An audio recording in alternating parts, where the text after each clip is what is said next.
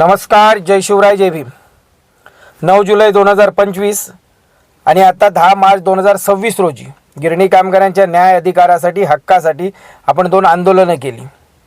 गिरणी कामगार आणि वारसांनी रात्री 11 साडे 11 वाजेपर्यंत संघर्ष करत या व्यवस्थेच्या विरोधातला, या राजकीय मराठी नेत्यांच्या विरोधातला जो काय आपला राग आहे, चीड आहे, ती दाखवून दिली। आणि दरवेळीप्रमाणे ज्या पद्धतीने 9 जुलैच्या मोर्चानंतर एक प्रश्न केला जात होता, कोणी स्वार्थासाठी करत होतं, कोणी श्रेयवादासाठी करत होतं, त्यांना काहींना वाटतं जसं की या मोर्चातून काही मिळूच नाही, ती लोक असा प्रश्न उपस्थित करतात की मोर्चातून काय मिळालं। 9 जुलैला सुद्धा हाच प्रश्न उपस्थित केला जात होता, मोर्चातून काय मिळालं। मी त्यावेळी सांगितलं होतं, थोडा थांबा, थोडा संयम बाळगा। व्यवस्था आहे, शेवटी एखादी गोष्ट सुधारायची असेल ती लगेच सुधारणा होणार नाही, तिला तेवढा वेळ द्यावा लागेल। आणि 29 डिसेंबर 2025 रोजी नवीन शासन निर्णय किंवा सुधारित परिपत्रक काढण्यात आलं आणि शेलू वागणीसारखी 17वी अट, गिरणी कामगारांना मुंबईच्या बाहेर काढणारी, मुंबईतला अधिकार संपवणारी जी काही जाचक अट होती ती रद्द करण्यात आली।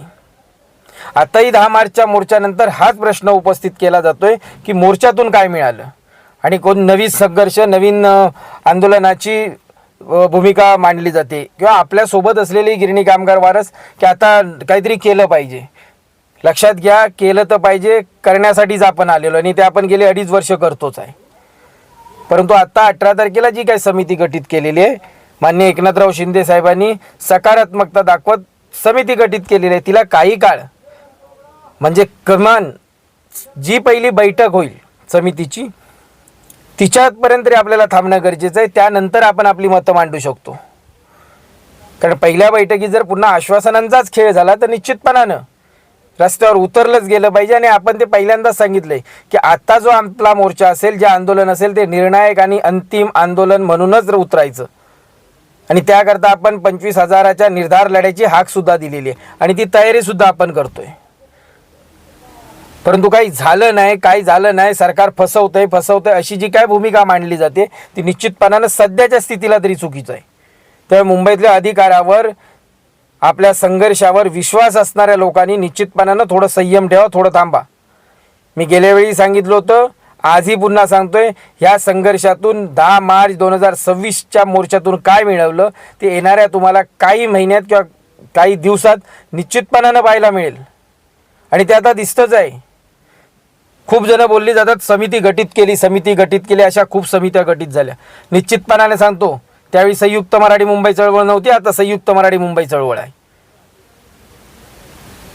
पाठपुरावा करून ते काम करून घेणारच।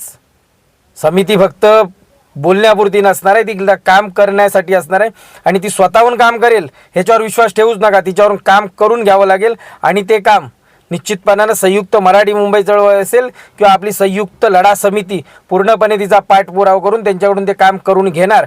नाही झालं तर अन्यथा लोकशाही आहे ना आपल्याकडे, मग करू काय करायचं आहे ते। परंतु थोडा संयम ठेवा। कुठेतरी नकारात्मकता या संघर्षात पसरवण्याचा प्रयत्न होतोय। सरकारने फसवलं, या राजकीय व्यवस्थेनं गेली 44 वर्षच आपल्याला फसवलंय।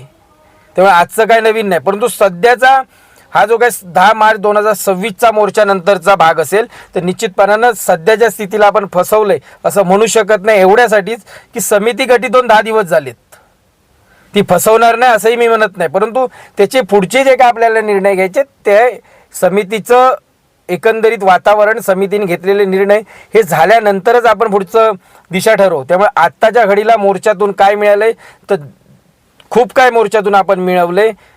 एकनाथ शिंदेंना बोलावं लागलंय, खूप काही द्यावं लागलंय, म्हणावं लागलंय मुंबईतला अधिकार। कधी काही कोण पनवेल बोलत होते, त्यानंतर संघर्षाची आपण धार वाढवली, 9 जुलैचा मोर्चा घेतला, त्यानंतर एक कल्याण, भाईंदर, बोरवली, मीरा रोड इथपर्यंत आलेत। निश्चितपणानं म्हणजे एक बोरवली असं मुंबईतलं ठिकाण बोलावं लागलंच आहे। आता जर पुन्हा वेळ आली तर मुंबईतलं घर फक्त यांच्या तोंडातून बोलून नाही घेणार, तर आपण घेतल्याशिवाय परत जायचं नाही, ह्या भूमिकेतला संघर्ष करू। परंतु संघर्ष चाललाय, त्याच्यावर थोडा विश्वास ठेवा। शासनावरही थोडासा कधीतरी व्यवस्थेवर विश्वास दाखवावा लागेल। सगळ्याच गोष्टी रस्त्यावर उतरून मिळतील असं नाही, कधी कधी संवादात्मक चर्चेतूनही खूप सारे प्रश्न सुटतात। त्यामुळे माझ्या गिरणी कामगार आणि वारसांनी एक लक्षात घ्या, आणि रस्त्यावरचा संघर्ष तुम्ही बघितला असाल, आपण रस्त्यावरच्या संघर्षात कधीच मागे हटत नाही, तेव्हा तो निश्चितपणानं तीही दिशा येणाऱ्या काळात आपण ठरवू. परंतु सध्याच्या स्थितीला सरकारवर आणि जे काही संघटना आहे संयुक्त लढा समितीवर विश्वास ठेवा. आपण खूप काय मिळू. मुंबईतला अधिकार हा कोणत्याही परिस्थितीत, मी अजूनही सांगतोय, कोणत्याही परिस्थितीत जो काय निर्णय असेल तो गिरणी कामगारांना विचारात घेऊनच घेतला जाईल. गिरणी कामगार ज्याच्यात समाधानी असेल तो निर्णय मात्र निश्चितपणानं केला जाईल. धन्यवाद.